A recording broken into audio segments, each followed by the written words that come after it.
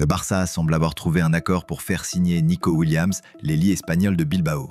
Mais une vente douloureuse pourrait être obligatoire afin d'équilibrer les comptes. Javier Tebas était très clair, le Barça n'est pas encore conforme à la règle du 1 sur 1 et doit prendre des mesures. Ils savent déjà ce qu'ils doivent faire. Mardi dernier, lorsque le patron de la Liga était interrogé sur le possible transfert de Nico Williams en Catalogne, il laissait entendre que les Blaugrana avaient tous les éléments entre leurs mains s'ils voulaient boucler cette opération. Vous retrouverez les détails complets de ce qu'il a dit dans une autre vidéo déjà sortie sur la chaîne. Retournons dans le vif du sujet.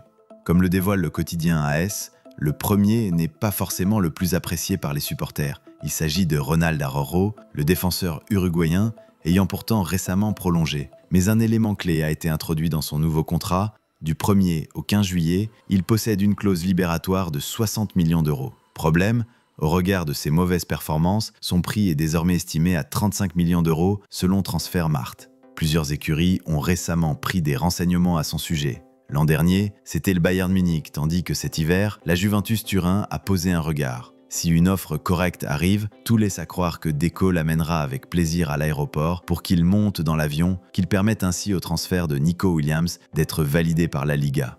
Pour autant, le second nom cité par la presse ne va pas vraiment faire plaisir aux supporters car il s'agit de Fermín López.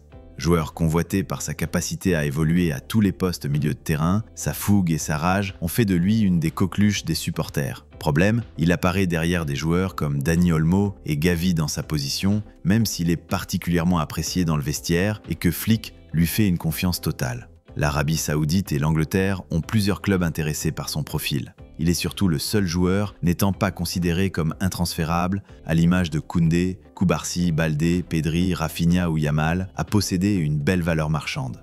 Car les seconds couteaux que sont Christensen, Gérard Martin, Pablo Torre, Ansu Fati ou Pau Victor ne rapporteront pas assez d'argent. Le Barça fait donc face à un dilemme de poids dans les prochaines semaines et les choix de la direction sont attendus de pied ferme par les supporters.